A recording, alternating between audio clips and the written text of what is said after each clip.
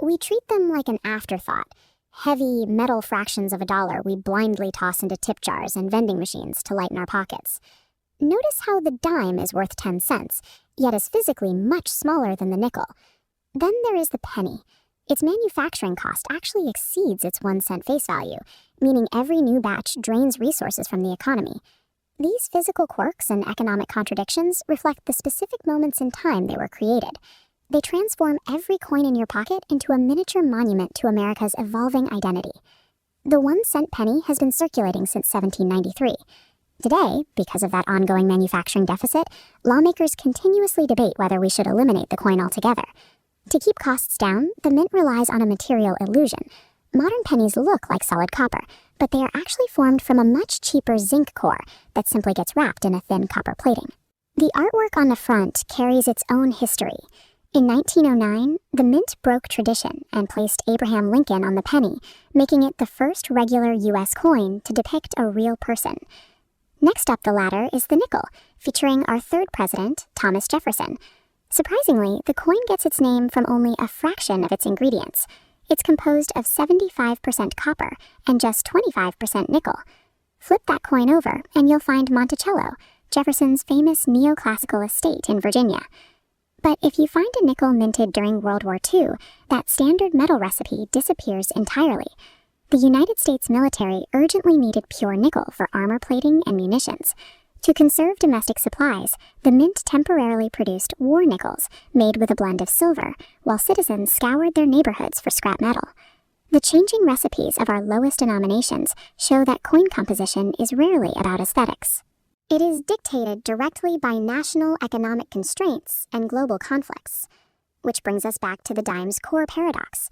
Why does a piece of metal worth 10 cents measure a tiny 17.91 millimeters across, holding the absolute smallest diameter of any circulating U.S. coin? Like the quarter, today's dime is built in layers, with a pure copper core clad in a copper-nickel shell. The back carries deeply symbolic imagery: an olive branch for peace, an oak branch for independence, and a torch for liberty. The answer lies on the front, featuring President Franklin D. Roosevelt. In 1946, shortly after his death, the mint placed him on the dime to honor his critical role in founding the National Foundation for Infantile Paralysis, a charity famously known as the March of Dimes. So the physically smallest coin in our system carries one of the heaviest legacies of presidential impact and public health. Step up to the 25-cent George Washington quarter, and you find the undisputed workhorse of the U.S. economy. It handles the largest share of daily cash transactions by far. It also evolved from simple currency into a massive national hobby.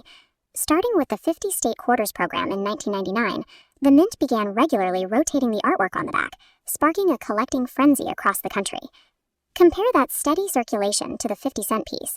When the mint introduced the John F. Kennedy half-dollar in 1964, immediately following his assassination, the public hoarded it as a memorial keepsake, instantly removing it from everyday commerce.